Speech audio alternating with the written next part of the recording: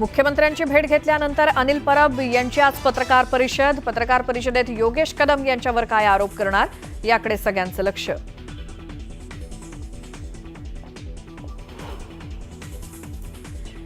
येत्या 4 ऑगस्टला मुंबईमध्ये मनसेचं शिबिराला फक्त मुंबईचे पदाधिकारी राहणार उपस्थित।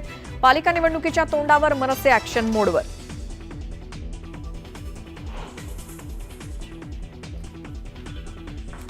राज्यसभेत आज ऑपरेशन सिंदूरवर होणाऱ्या चर्चेत अमित शहा होणार सहभागी। संध्याकाळी 7 वाजता विरोधकांच्या प्रश्नांना उत्तर देणार, तर नड्डा आणि परराष्ट्र मंत्री जयशंकरही घेणार सहभाग।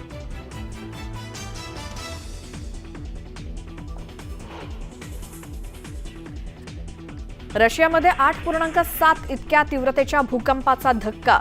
3 देशांना सुनामीचा अलर्ट। 12 फुटांपेक्षा जास्त लाटा उसळण्याचा अंदाज।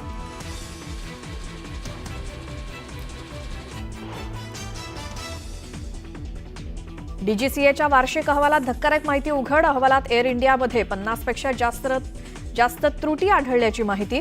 एअर इंडियाला नोटीस पाठवून मागितलं उत्तर।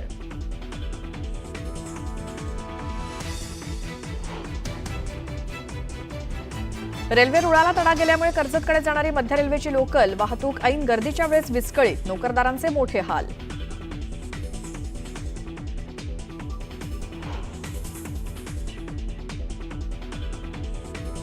दुनिया के किसी भी नेता ने भारत के ऑपरेशन रोकने के लिए नहीं कहा।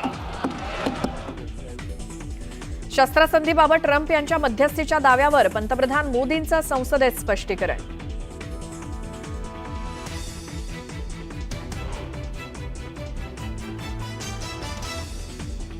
भारताला इतर देशांचं समर्थन न मिळणं हे परराष्ट्र धोरणाचं अपयश। वडे मुद्द्याच्या चर्चेत ठाकरेंची शिवसेना आणि काँग्रेसचा भाजप विरोधात हल्लाबोल।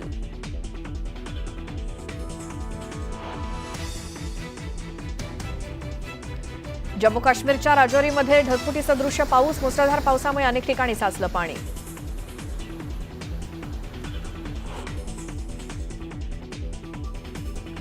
नासा आणि इस्रोचं NISAR सॅटेलाइट आज होणार लॉन्च। संध्याकाळी 5:40 श्रीहरिकोटावरून अवकाशात झेपावणार। देशावर येणाऱ्या संकटावर ठेवणार नजर।